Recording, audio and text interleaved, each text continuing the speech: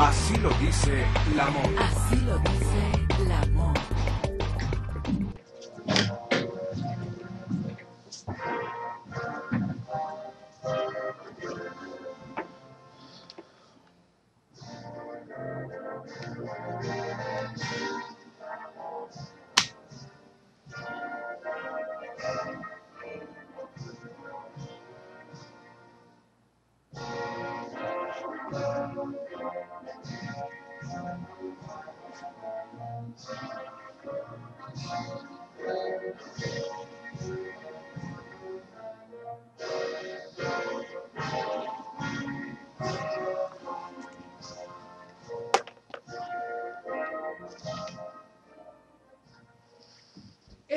Esta tarde, cuando el reloj marca las 6:36, nos acompaña su excelencia, el señor de Pakistán, el señor embajador de Pakistán aquí en México, don Mohammadi Masood Aslam. Ambassador, thanks very much for allowing this interview with ABC Radio Network, and good evening for you.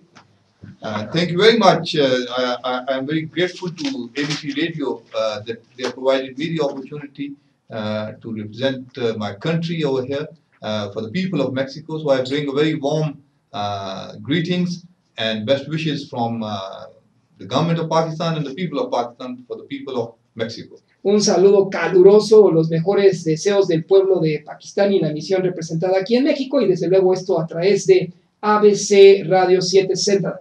Ambassador, we have some issues that we would like you to answer to them as the most important one that we consider, algunos temas que presentamos a la consideración del embajador y uno de suma importancia.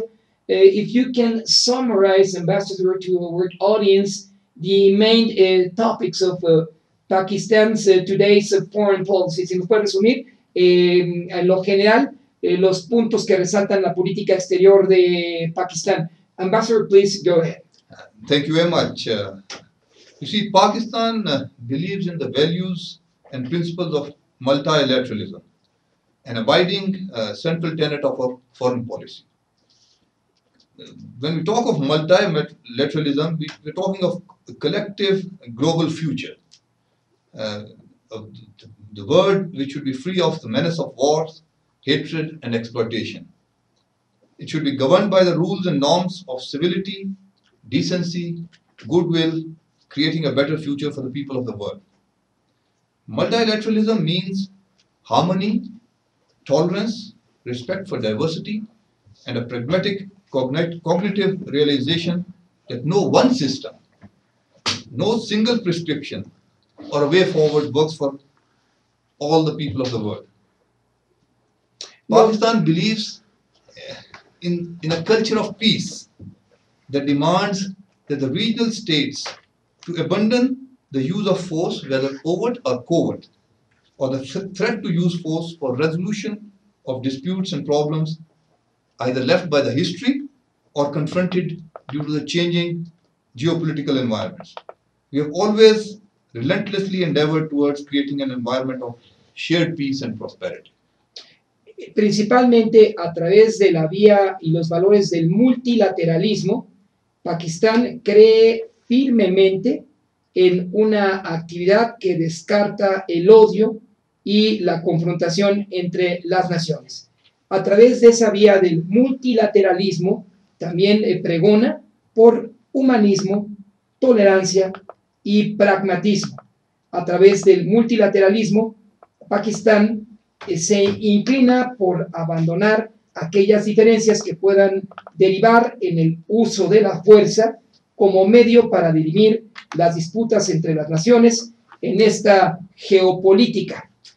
Ambassador, how did your country manage to face the threat of terrorism within its borders and with Afghanistan as well? Le pregunto al señor embajador que cómo logró Pakistán enfrentar la amenaza del terrorismo a lo largo de su frontera y particularmente en ruta hacia Afganistán. Ambassador.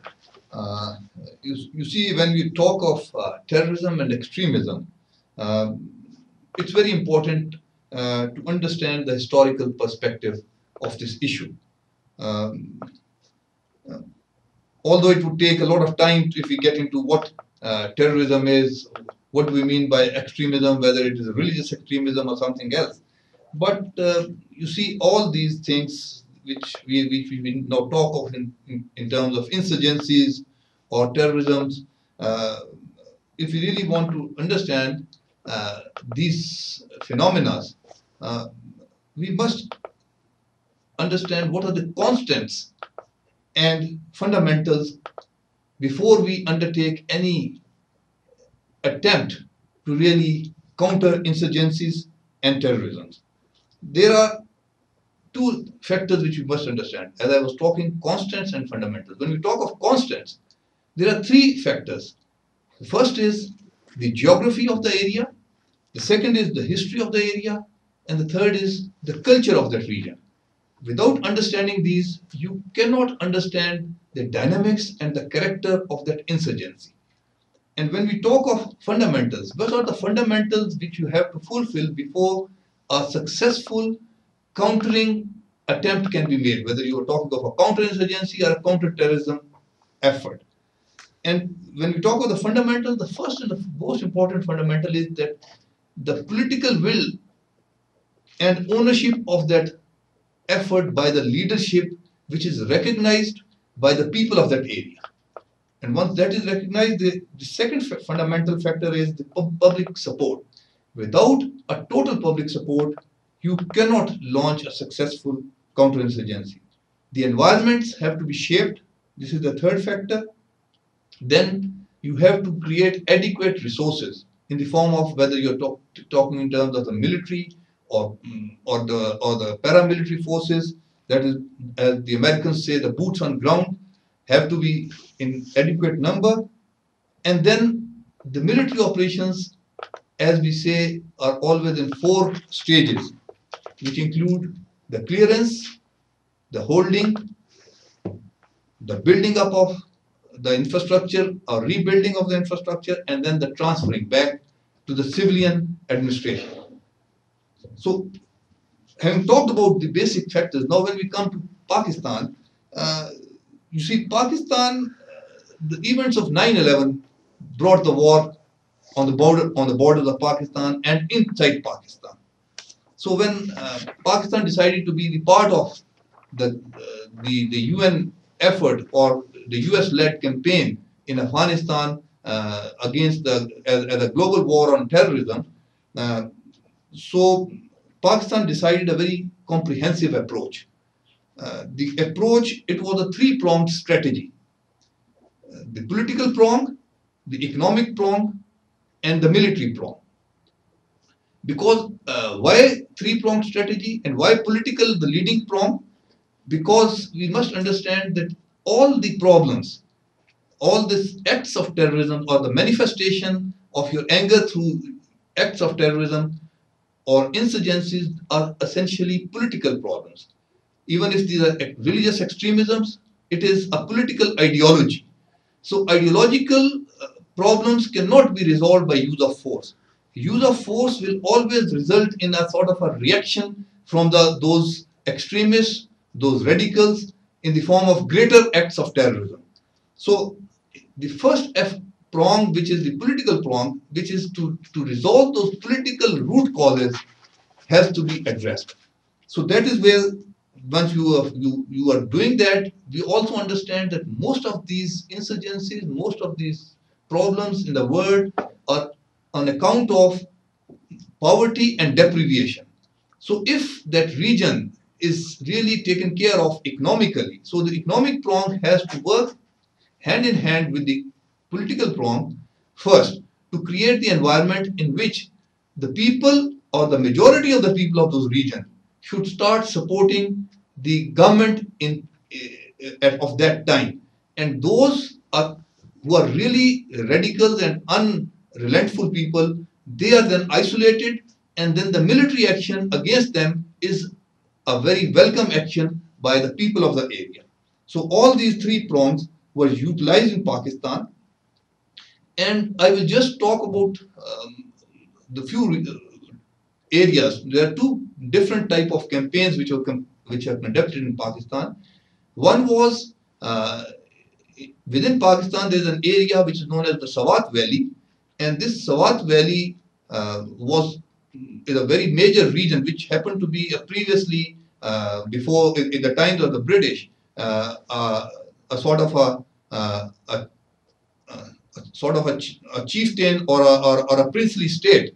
But later on it was merged into Pakistan, and this whole valley was taken over by the religious extremists. And then in 2009, the Pakistan, having worked on all the three prongs, was able to really throw the entire militants out of that area.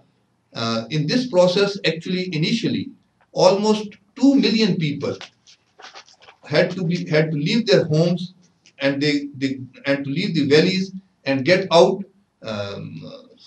became refugees, migrate, and then within 2 months the military operations were able to take care of all the militants and these or the terrorists, and these people were again resettled. So today, after 3 years of these military operations, the valley is still totally peaceful and being administered according to the normal civilized norms, though the military is still present over there to take care of any remnants of the extremists and militants. However, in the areas which are bordering directly Afghanistan, today around 150,000 of Pakistani military troops are employed in that region.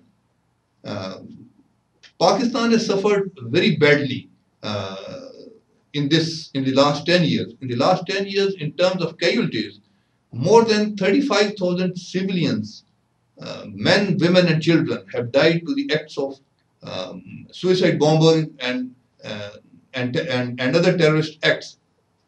Whereas, if we talk of the law enforcement agencies, which include the military and the paramilitary forces, something close to 16,000 casualties have been suffered of able-bodied men, and around 20,000 people have been wounded in military operations.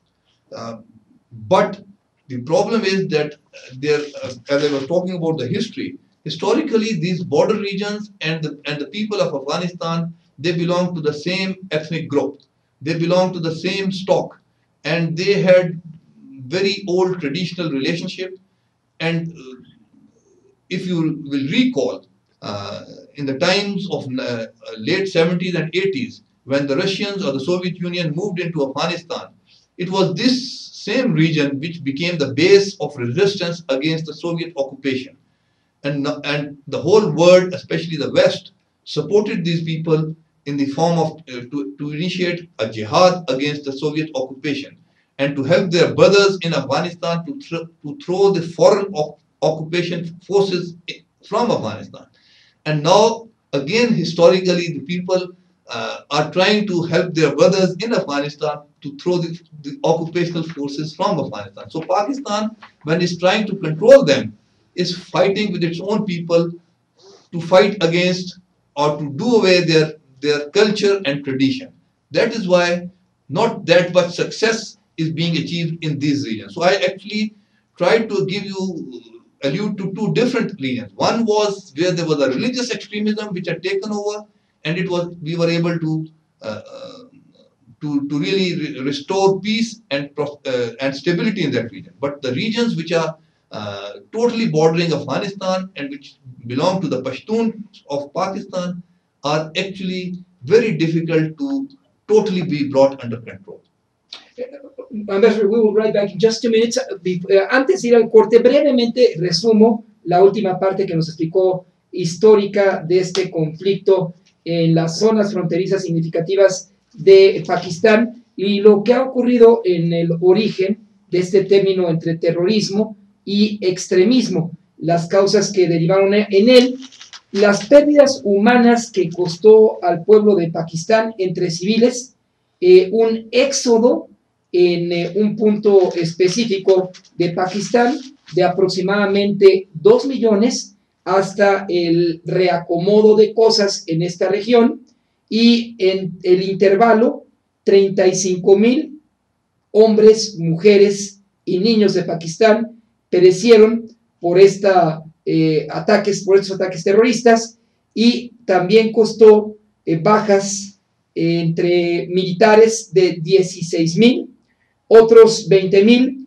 resultaron heridos, y esto tiene una historia reciente, porque antes, cuando la Unión Soviética, cuando era tal la Unión Soviética, y esta ingresó a Afganistán, las mismas naciones que confrontan al talibán allá en Afganistán fueron las que apoyaron a estas fuerzas para rebelarse en contra de la Unión Soviética, e incluso crearon ellos una yihad en contra de la Unión Soviética. Estas mismas fuerzas que se manifestaron en contra de la ocupación. Pese a ello, Pakistán ha logrado de manera exitosa revertir esta situación entre el terrorismo y las revueltas del extremismo. Dice el embajador, tampoco es conveniente cercar militarmente a esas fuerzas del extremismo, porque se les radicaliza, se les vuelve más violentas, y entonces, como ha ocurrido a partir del 2009, apunta el embajador, con una serie de atentados, bombazos, que costaron las 35,000 pérdidas en Pakistán, son los primeros resultados que arrojó esta campaña belicosa. Existen otros factores también para explicar precisamente el desarrollo de las fuerzas del terrorismo y del extremismo, que se basan y se remontan también a la historia.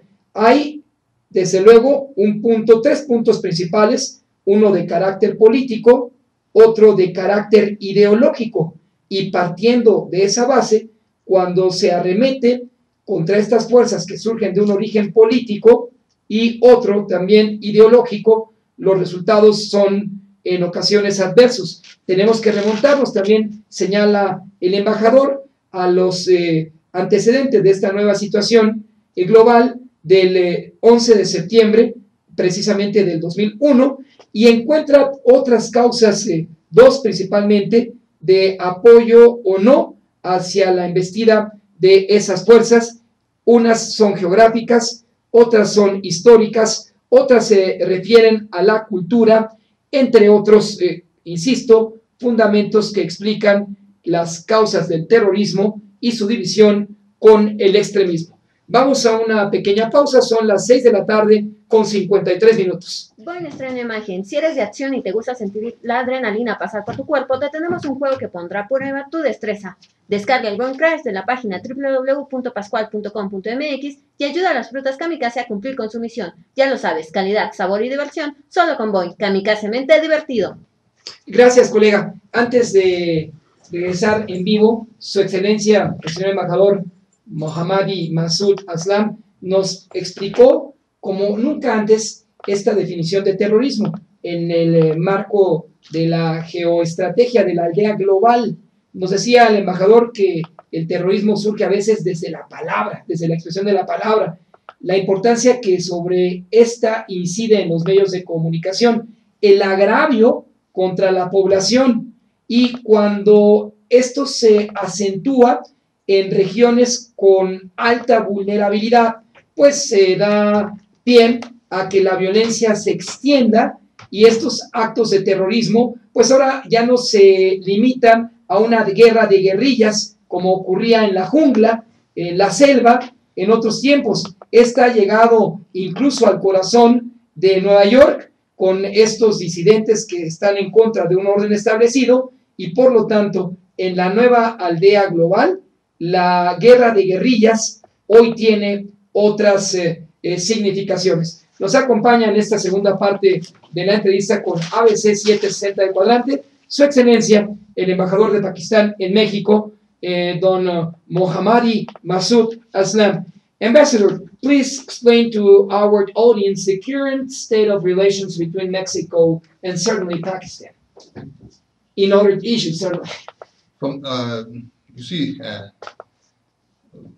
when we talk of Pakistan-Mexico relationship, Pakistan and Mexico enjoys extremely cordial and friendly relationship with each other.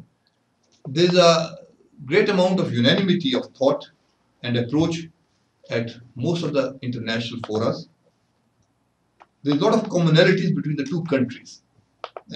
and the people of both countries. Like we both have very old history and civilizations, the culture, traditions, and there's a lot of commonality in the traditions and food also. Um, Both the countries are developing economies, with Mexico certainly doing much better. However, human resource in Pakistan is one of its greatest assets. Today, the population of Pakistan is around 180 million people, yeah, and a large number is highly skilled and educated youth, which is even most of it is serving international economies around the world. There's a great potential of people-to-people cooperation and linkages between the two countries. As far as at the government level, we have a consultation mechanism between between the Foreign Ministry of Pakistan and the SRE of Mexico, which keep meeting frequently once a year, so that any sort of diplomatic relationship and things, all memorandum of understandings can be agreed upon. We also have a joint commission for bilateral trade and commerce. We are in a very advanced stage of finalizing the extradition treaty between the two countries, which will actually facilitate bringing in peace because of the global involvement in money laundering and other type of drug trafficking, etc., around the world. Similarly, we are also almost in the final stage of signing the protection and promotion of investment in both countries. So therefore, we have an exceptionally good relationship with the two countries.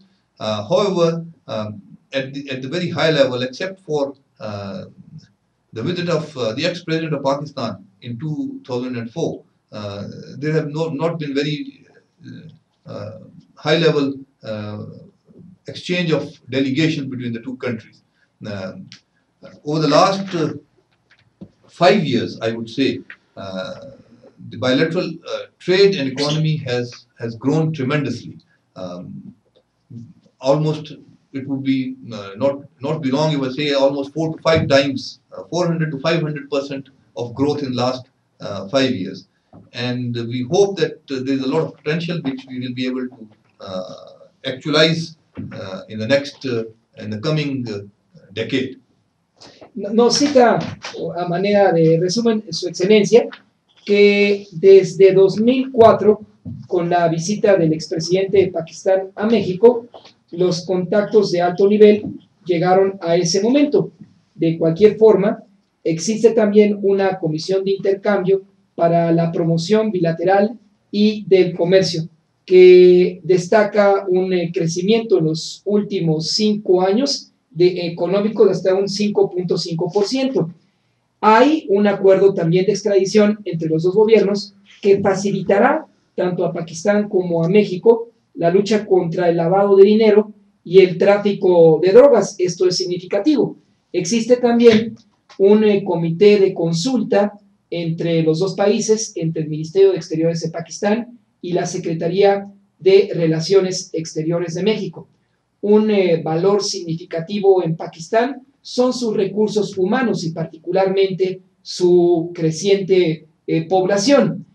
Hay otro tema que destaca: hay un pleno acuerdo en la participación de los dos países en los diferentes foros internacionales y una identificación en una cultura milenaria, histórica y tradicional, y repito, ambas economías en desarrollo con un potencial de la mexicana, y en el caso de Pakistán, resaltando lo que nos explicaba su excelencia, el potencial de los valores humanos. Ambassador, I'm afraid time is running out, but explain to our audience any further comment you might like to add for this ABC radio network. Thank you very much. I think the time has just flown away and one has not realized, but I think it's a job being done by the ABC radio and network, especially allowing opportunity to the English-speaking people who are residing in Mexico and are not really to listen to the views of other countries also, because as I mentioned, we are living in a global village. We have to work together. We have to work together for the collective good of the entire humanity.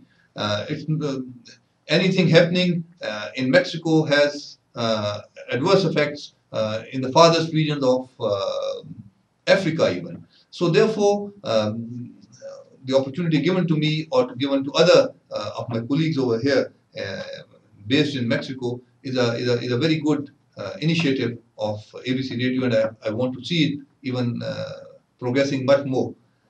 Thank you very much.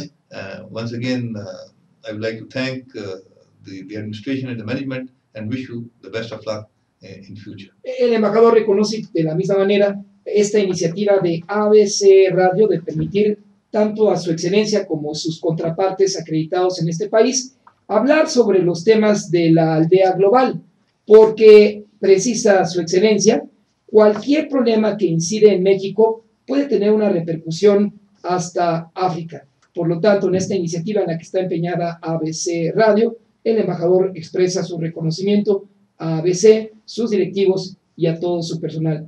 Ambassador, thanks very much indeed. Hope we can see you here on the days to come. Thank you. It will be a pleasure to be again with you. While being in Mexico, please, Ambassador, take care of yourself. Thank you very much. Thank you very much. Son las 7 de la noche con 6 minutos aquí en ABC 760 del cuadrante.